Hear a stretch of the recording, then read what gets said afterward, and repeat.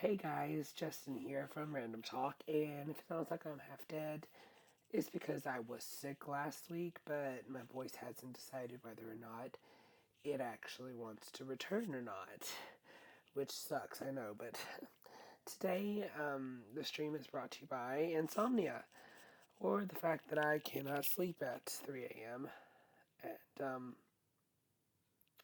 I want to be able to sleep, but I can't, so here are my thoughts on emulators. Like for video games or Android operating systems or just emulators in general. These are my thoughts on them. Um, some people say they're like unethical, that you should support the developers, and that you should, buy it legally. Well, most of the emulators I personally use are for like PlayStation 2, um, Game Boy Advanced, GameCube. Those you cannot like go to a store and like physically buy a brand new copy of those. You have to go through like third party sites like eBay, Amazon. There might be local game shops that collect retro games. Also, let me know how this is. This is like my MacBook Pro. I've never recorded with QuickTime because I'm new to the whole Mac OS thing. But don't worry, I still got my desktop. It's over there, across the room from me. It's just I can't sleep. It's like 4:41 a.m. and I want to do a video because I was so sick I couldn't do a video, and it's been like almost a week. So I'm gonna try to do like semi-regular uploads. But anyway, my thoughts on emulators. Well, you can't buy some of the games you want for like PS2, and like maybe you want to record those. Maybe you have a YouTube channel or a Twitch channel like me. And you want to record those. Well, you would have to go out and buy a capture card, and then you had to fandangle your PS2 into it because I don't know much about capture cards, but I'm pretty sure you have to buy like specific ones because I've seen an Elgato capture card and I didn't see like composite output, so you'd have to do like a bunch of adaptering, you'd have to do like a bunch of other stuff in order to just make it work, in order to be able to record it. And it's just, yeah. I mean, there is a downside though, so we're not just free riding through the world of emulation. We're not, getting these games. It's finicky. Different games, you have to configure the settings because on my PS2 emulator, I started out playing The Sims Busted Out, my favorite title on the PS2, period. Well, it was one of my favorite titles next to Kingdom Hearts, of course, but it was my favorite Sims title for the PS2. It was the one I knew existed. Apparently, there was Castaways that I didn't know about, but that's a story for another day. But I love that title, and I remember when I had my PS2, me, my stepbrother, my stepsister like pulled our money together, went to a pawn shop to buy a copy because my cousin brought over a copy that was so far damaged we couldn't actually play it. So like we'd be like, it's getting past that point on the loading screen. It was weird, but we still loved it.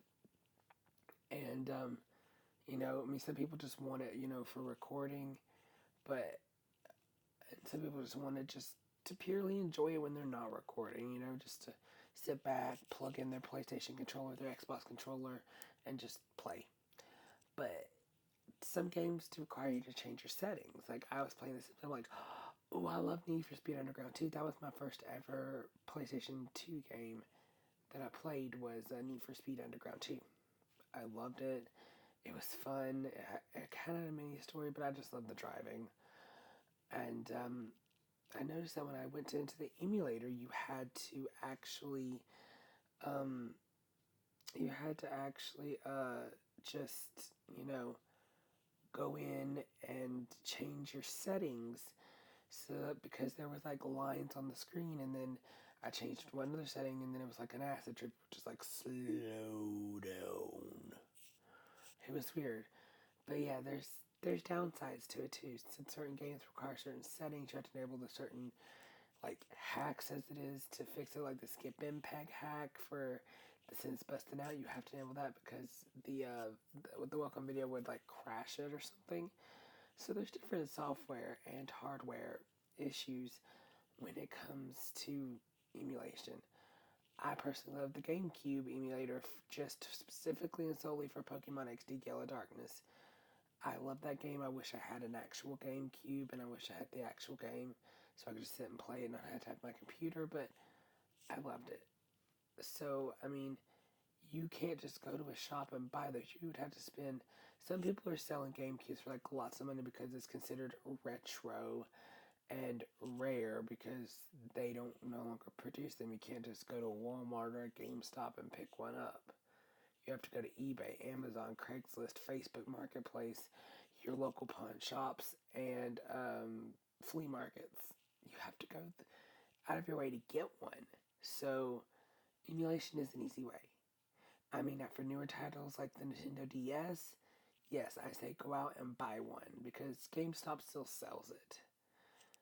I mean, I have a 2DS, and if I want a title, I will go to GameStop and buy it because they're like really dirt cheap these days. I mean, except for Pokemon. Pokemon's still really expensive because it's Pokemon. It is a popular brand.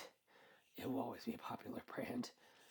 Just like Fortnite is for the esports, Pokemon will be a popular brand because it started trading card games, console games, handheld games, movies. The TV series, Dear Glob, is the TV series even on anymore? I mean, seriously. So yeah, newer titles, go out and buy them because you can get them.